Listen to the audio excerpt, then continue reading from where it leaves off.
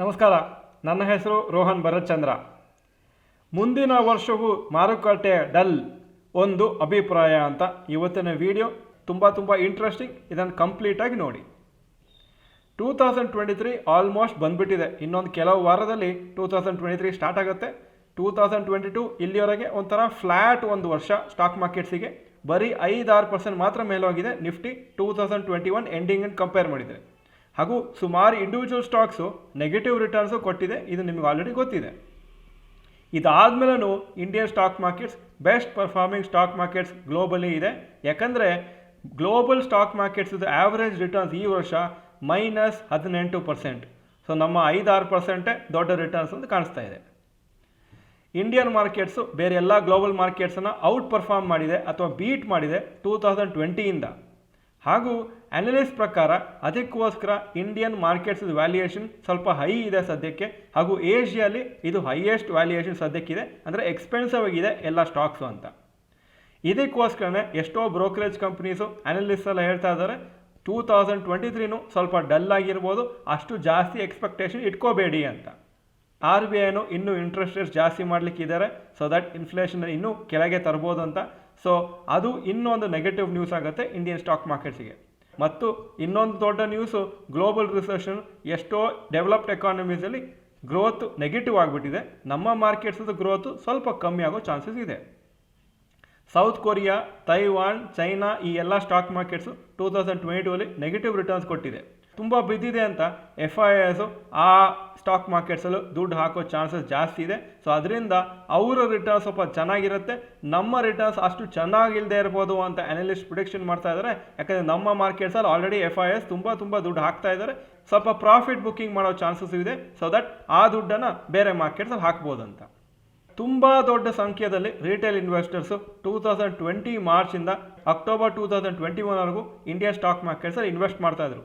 Main reason ಏನಾಯ್ತಂದರೆ ಎಲ್ಲರಿಗೂ work from home ಇತ್ತು, ಕೆಲವು ತಿಂಗಳು ಲಾಕ್ಡೌನ್ ಆಗಿತ್ತು, ಬೇರೆ ಏನೂ ಮಾಡಲಿಕ್ಕಿಲ್ಲ. ಹಾಗೂ ಆಫೀಸಲ್ಲಿಲ್ಲ ಅಂದರೆ ಅವರಿಗೆ ಸ್ವಲ್ಪ ಫ್ರೀ ಟೈಮ್ ಸಿಗ್ತಿತ್ತು. ಸೊ ಸ್ವಲ್ಪ ಸ್ಟಾಕ್ ಮಾರ್ಕೆಟ್ ಇನ್ವೆಸ್ಟ್ ಮಾಡ್ತಿದ್ರು, ಟ್ರೇಡ್ ಮಾಡ್ತಿದ್ರು. ಈಗ ಮೆಜಾರಿಟಿ ಜನರಿಗೆ ವರ್ಕ್ ಫ್ರಮ್ ಆಫೀಸ್ ಆಗಿಬಿಟ್ಟಿದೆ. ಅದರಿಂದ ತುಂಬ ಟೈಮ್ ಕಮ್ಮಿ ಆಗಿದೆ, ಆಫೀಸ್ ಕೆಲಸ ಮಾಡಲಿಕ್ಕೆ ಟೈಮ್ ಸಿಗ್ತಾ ಇಲ್ಲ ಅಂತ ಸ್ಟಾಕ್ ಮಾರ್ಕೆಟ್ಸಲ್ಲಿ ಆ್ಯಕ್ಟಿವ್ ಆಗಿ ಇನ್ವೆಸ್ಟ್ ಮಾಡೋರು ಅಥವಾ ಟ್ರೇಡ್ ಮಾಡೋರು ರಿಟೇಲ್ ಇನ್ವೆಸ್ಟರ್ಸ್ ನಂಬರು ಕಮ್ಮಿ ಆಗಿದೆ.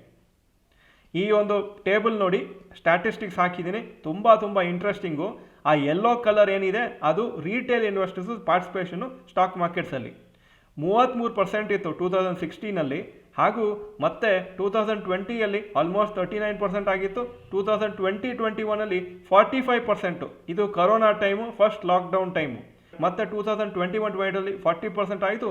ಮತ್ತು 2022-23ಲಿ 37% ಆಗಿದೆ. ನಾನು ಆ ಪರ್ಟಿಕ್ಯುಲರ್ ಡಯಾಗ್ರಾಮಲ್ಲಿ ನಿಮಗೆ ಕಾಣಿಸ್ತಾ ಇಲ್ಲ ಅಂತ ನಾನು ಸಮರಿ ಹಾಕಿದ್ದೀನಿ, ನೀವು ನೋಡ್ಬೋದು. 33%ಇಂದ 2015-16ನಲ್ಲಿ 2020-21ನಲ್ಲಿ 45%ವರೆಗೂ ಹೋಗಿತ್ತು ರಿಟೇಲ್ ಪಾರ್ಟಿಸಿಪೇಷನ್ನು ಇಂಡಿಯನ್ ಮಾರ್ಕೆಟ್ಸಲ್ಲಿ. ಅದಾದಮೇಲೆ ಈಗ ಎಲ್ಲ ಸ್ವಲ್ಪ ನಾರ್ಮಲ್ ಆಗಿ ವರ್ಕ್ ಫ್ರಮ್ ಆಫೀಸ್ ಆದಮೇಲೆ ಹಾಗೂ ಮಾರ್ಕೆಟ್ ಒಂದು ವರ್ಷ ಸ್ವಲ್ಪ ಡಲ್ ಇದ್ಮೇಲೆ 2022-23ರಲ್ಲಿ ಬರೀ 37.4% ರಿಟೇಲ್ ಇನ್ವೆಸ್ಟರ್ಸ್ ಪಾರ್ಟಿಸಿಪೇಷನ್ ಇದೆ ಸ್ಟಾಕ್ ಮಾರ್ಕೆಟ್ಸಲ್ಲಿ. ಡಿಮ್ಯಾಟ್ ಅಕೌಂಟ್ ಓಪನ್ ಮಾಡೋ ಒಂದು ಗ್ರೋತ್ ಏನಿದೆ ಅದು 2022ರಲ್ಲಿ ತುಂಬ ಕಮ್ಮಿ ಆಗಿದೆ.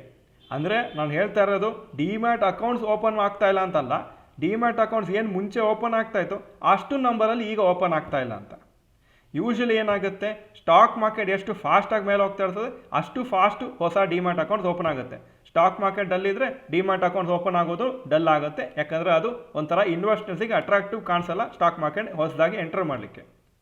ಹಾಗೂ ಸುಮಾರು ಹೊಸಬರು 2022ಅಲ್ಲಿ ಲಾಸ್ ಮಾಡ್ಕೊಂಡಿರ್ಬೋದು, ಯಾಕಂದರೆ ಮಾರ್ಕೆಟ್ ಸ್ವಲ್ಪ ಬಿದ್ದಿದೆ, ಕೆಲವು ಸ್ಟಾಕ್ಸು ತುಂಬ ಬಿದ್ದಿದೆ. ಸೊ ಅದರಿಂದ ಅವರ ರಿಲೇಟಿವ್ಸು, ಫ್ರೆಂಡ್ಸು ಯಾರು ಹೊಸಬರು ಸ್ಟಾಕ್ ಮಾರ್ಕೆಟ್ಗೆ ಎಂಟರ್ ಮಾಡ್ಬೇಕಂತಿದ್ರು ಅವರು ಸ್ಟಾಕ್ ಮಾರ್ಕೆಟಲ್ಲಿ ಇನ್ನೂ ಎಂಟರ್ ಮಾಡಿರಲ್ಲ. ನಾನೊಂದು ಇಂಟ್ರೆಸ್ಟಿಂಗ್ ಡೇಟಾ ಹಾಕಿದ್ದೀನಿ, declining growth of new demat account opening ಅಂತ. ನೀವು ನೋಡ್ಬೋದು, ಜಾನ್ವರಿ 2022ಅಲ್ಲಿ 34 ಲಕ್ಷ ಹೊಸ ಡಿಮ್ಯಾಟ್ ಅಕೌಂಟ್ ಓಪನಿಂಗು ಒಂದೇ ತಿಂಗಳಲ್ಲಾಗಿದ್ದು. ಫೆಬ್ರವರಿ 2022 28.5 ಲ್ಯಾಕ್ಸು, ಮಾರ್ಚಲ್ಲಿ 28.5, ಮತ್ತು ನಾನು ಜೂನಿಗೆ ಬರ್ತಾಯಿದ್ದೀನಿ 17.7 ಲ್ಯಾಕ್ಸ್ ಆಗಿತ್ತು. ಆಗಸ್ಟಲ್ಲಿ 22.1, ಅಕ್ಟೋಬರ್ 2022ಅಲ್ಲಿ ಬರೀ 17.7 ಲ್ಯಾಕ್ ಹೊಸ ಡಿಮ್ಯಾಟ್ ಅಕೌಂಟ್ಸ್ ಓಪನ್ ಆಗಿದೆ. ಸೊ ನೀವು ನೋಡ್ಬೋದು, ಜನರಲ್ ಆಗಿ ಮಂತ್ ಬೈ ಮಂತು ಹೊಸ ಡಿಮ್ಯಾಟ್ ಅಕೌಂಟ್ಸ್ ಓಪನ್ ಆಗೋ ನಂಬರು ಕಮ್ಮಿ ಆಗಿದೆ. ಅಕೌಂಟ್ ಓಪನ್ ಆಗ್ತಾ ಇದೆ, ಬಟ್ ಮುಂಚೆ ಥರ ಅಲ್ಲ. ಆದರೆ ಈ ಎಲ್ಲ ನಾನೇನು ಪಾಯಿಂಟ್ಸ್ ಮಾಡಿದ್ದೀನಿ ಈ ವಿಡಿಯೋದಲ್ಲಿ ಎಲ್ಲ ಶಾರ್ಟ್ ಟರ್ಮ್ ಇಂಪ್ಯಾಕ್ಟ್ ಆಗುತ್ತೆ ಸ್ಟಾಕ್ ಮಾರ್ಕೆಟ್ಗೆ. ಲಾಂಗ್ ಟರ್ಮಲ್ಲಿ ಇಂಡಿಯನ್ ಎಕಾನಮಿ ಚೆನ್ನಾಗಿ ಆಗ್ತಾ ಇದ್ರೆ ಹಾಗೂ ನಮ್ಮ ಇಂಡಿಯನ್ ಸಿಟಿಸನ್ಸದು ಸ್ಟ್ಯಾಂಡರ್ಡ್ ಆಫ್ ಲಿವಿಂಗ್ ಜಾಸ್ತಿ ಆಗ್ತಾ ಇದ್ರೆ ಸ್ಟಾಕ್ ಮಾರ್ಕೆಟು ಆಟೋಮ್ಯಾಟಿಕ್ ಆಗಿ ಜಾಸ್ತಿ ಆಗಲೇಬೇಕು. ಯಾಕಂದರೆ ಜಾಸ್ತಿ ಜನ ಅವರ ಸೇವಿಂಗ್ಸನ್ನು ಇನ್ವೆಸ್ಟ್ ಮಾಡ್ತಾ ಹೋಗ್ತಾರೆ, ಐದರ್ ಡೈರೆಕ್ಟ್ಲಿ ಸ್ಟಾಕ್ ಮಾರ್ಕೆಟ್ಸಲ್ಲಿ ಅಥವಾ ಮ್ಯೂಚುವಲ್ ಫಂಡ್ಸಲ್ಲಿ ಮತ್ತು ಇನ್ಶೂರೆನ್ಸ್ ಪ್ರಾಡಕ್ಟ್ಸು. ಯಾಕಂದರೆ ಮ್ಯೂಚುವಲ್ ಫಂಡ್ ಮತ್ತು ಇನ್ಶೂರೆನ್ಸ್ ದುಡ್ಡು ಮೇಜರ್ ಪೋರ್ಷನ್ ಸ್ಟಾಕ್ ಮಾರ್ಕೆಟ್ಗೆ ಇನ್ವೆಸ್ಟ್ ಮಾಡ್ತಾರೆ.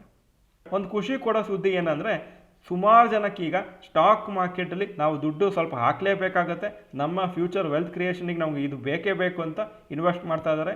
ಯಾಕಂದರೆ bank FD post office growth ಸಾಕಾಗ್ತಾ ಇಲ್ಲ ಅಂತ ಅದಂತೂ ಕ್ಲಿಯರಾಗಿ ಅರ್ಥ ಆಗಿದೆ. ಸ್ವಲ್ಪ ವರ್ಷ ಹಿಂದೆ ಇದು ಗೊತ್ತಾಗ್ತಿರ್ಲಿಲ್ಲ ಜನರಿಗೆ, ಅಲ್ಲೇ ಹಾಕ್ತಿದ್ರು, ಗ್ರೋತ್ ಸಾಕಾಗ್ತಿಲ್ಲ ಅಂತ ಗೊತ್ತಾಗ್ತಿರ್ಲಿಲ್ಲ ಹಾಗೂ ಅವರು ಅದರಿಂದ ಬೆನಿಫಿಟ್ ತೊಗೊಳಕ್ಕೂ ಆಗ್ತಿರ್ಲಿಲ್ಲ. ಸೊ 2023 ಒಂದು ಜನರಲ್ ಎಕ್ಸ್ಪೆಕ್ಟೇಷನ್ ನೋಡಿದರೆ ಇಂಡಿಯನ್ ಸ್ಟಾಕ್ ಮಾರ್ಕೆಟ್ಸ್ ಹಾಗೂ ಗ್ಲೋಬಲ್ ಸ್ಟಾಕ್ ಮಾರ್ಕೆಟ್ಸ್ ಸ್ವಲ್ಪ ವೀಕ್ ಆಗಿರುತ್ತೆ ಅಥವಾ ಸ್ವಲ್ಪ ಡಲ್ ಆಗಿರುತ್ತೆ ಅಂತ ನಾವು ಎಕ್ಸ್ಪೆಕ್ಟ್ ಮಾಡ್ಬೋದು. 2023ಯಲ್ಲಿ ಏನಾದರೂ ಫೆಂಟಾಸ್ಟಿಕ್ ವರ್ಷ ಇದು, ತುಂಬ ರ್ಯಾಲಿ ಆದರೆ ಅದೊಂದು ದೊಡ್ಡ ಸರ್ಪ್ರೈಸ್ ಆಗುತ್ತೆ. ಯಾಕಂದರೆ ಯೂಶಲಿ ಈ ಥರ ಎಕನಾಮಿಕ್ ಸಿಚುವೇಶನ್ ಸ್ವಲ್ಪ ಸ್ಲೋ ಡೌನು, ರಿಸೆಷನ್ ಇರುವಾಗ ಸ್ಟಾಕ್ ಮಾರ್ಕೆಟ್ಸ್ ಅಷ್ಟು ಚೆನ್ನಾಗಿ ಮಾರೋ ಚಾನ್ಸಸ್ ಕಮ್ಮಿ ಇರ್ತದೆ. ಆದರೆ ಒಂದಂತೂ ಗ್ಯಾರಂಟಿ, ಮಾರ್ಕೆಟ್ ಕನ್ಸಾಲಿಡೇಟ್ ಆಗ್ತಾ ಇದ್ರೆ ಅಥವಾ ಒಂದೇ ಲೆವೆಲಲ್ಲಿ ಇರ್ತಾ ಇದ್ರೆ ಅಥವಾ ಸ್ವಲ್ಪ ಕೆಳಗೆ ಬೀಳ್ತಾ ಇದ್ರೆ ಲಾಂಗ್ ಟರ್ಮ್ ಇನ್ವೆಸ್ಟರ್ಸ್ಗೆ ಒಂದು ದೊಡ್ಡ ಆಪರ್ಚುನಿಟಿ ಆಗುತ್ತೆ. ಯಾಕಂದರೆ ಒಂದೇ ಕಮ್ಮಿ ರೇಟಲ್ಲಿ ಎಷ್ಟೋ ಸ್ಟಾಕ್ಸನ್ನು ಪರ್ಚೇಸ್ ಮಾಡೋಕ್ಕೆ ಬರುತ್ತೆ. ಯಾವುದೋ ಒಂದು ಸತಿ ಯಾವುದೋ ಒಂದು ವರ್ಷ ಸಡನ್ ಆಗಿ ಮಾರ್ಕೆಟ್ ಬೂಮ್ ಆಗುವಾಗ ನಮ್ಮ ಎಲ್ಲ ಪರ್ಚೇಸ್ ಮಾಡಿದೆಲ್ಲ ತುಂಬ ಜಾಸ್ತಿ ಅಪ್ರಿಸಿಯೇಷನ್ ನಮಗೆ ಸಿಗುತ್ತೆ. ಸೊ ಇದು ಪಾಸ್ಟಲ್ಲೂ ಆಗಿತ್ತು, ಫ್ಯೂಚರಲ್ಲೂ ಆಗುತ್ತೆ. ಕನ್ಸಾಲಿಡೇಷನ್ ಫೇಸು ಯಾವತ್ತೂ ಮಿಸ್ ಮಾಡಬಾರ್ದು. ಮಾರ್ಕೆಟ್ ಬಿದ್ದರೆ ಇನ್ನೂ ಜಾಸ್ತಿ ಖುಷಿಯಾಗಿರಬೇಕು. ಯಾಕಂದರೆ ಲಾಂಗ್ ಟರ್ಮ್ ಇನ್ವೆಸ್ಟರ್ಸ್ಗೆ ಅದೊಂದು ದೊಡ್ಡ ಆಪರ್ಚುನಿಟಿ ಆಗುತ್ತೆ, ಒಂಥರ ಡಿಸ್ಕೌಂಟ್ ಸೇಲ್ ಆಗುತ್ತೆ. ಈ ವಿಡಿಯೋ ಚೆನ್ನಾಗಿದ್ರೆ ಲೈಕ್ ಬಟನ್ ಪ್ರೆಸ್ ಮಾಡಿ ಹಾಗೂ ಕಮೆಂಟ್ ಸೆಕ್ಷನಲ್ಲಿ ಬರೀರಿ, ನಿಮ್ಮ ಪ್ರಕಾರ ವೆಲ್ತ್ ಕ್ರಿಯೇಟ್ ಮಾಡಬೇಕು, ಸಂಪತ್ತನ್ನು ಕ್ರಿಯೇಟ್ ಮಾಡಬೇಕಂದ್ರೆ ಯಾವ ಇನ್ಸ್ಟ್ರೂಮೆಂಟ್ ನಿಮಗೆ ಜಾಸ್ತಿ ಸೂಟಬಲ್ ಆಗುತ್ತೆ ಅಂತ ಕಾಣಿಸುತ್ತೆ. ನಾನು ಕೇಳ್ತಾ ಇರೋದು ನಿಮಗೆ ಪರ್ಸನಲ್ ಆಗಿ ನಿಮಗೆ ಯಾವ್ದು ಅನಿಸುತ್ತೆ ಅಂತ. A real estate, B gold, C stock market, D post office, PPF ಮತ್ತು ಬ್ಯಾಂಕ್ ಡಿಪಾಸಿಟ್ಸು. ಯಾವುದಂತ ನಿಮಗೆ ಏನು ಅನಿಸುತ್ತೆ ಅಂತ ಕಮೆಂಟ್ ಸೆಕ್ಷನಲ್ಲಿ ಬರೀರಿ. ಈ ವಿಡಿಯೋ ನಿಮ್ಮೆಲ್ಲ ಫ್ರೆಂಡ್ಸಿಗೂ ಕಳಿಸ್ಕೊಡಿ. ಈ ಚಾನಲ್ನ ಸಬ್ಸ್ಕ್ರೈಬ್ ಮಾಡಲಿಲ್ಲ ಅಂದರೆ subscribe button, bell icon press ಮಾಡಿ. ವಿಡಿಯೋ ನೋಡೋದಕ್ಕೆ ಧನ್ಯವಾದಗಳು. ನಮಸ್ಕಾರ.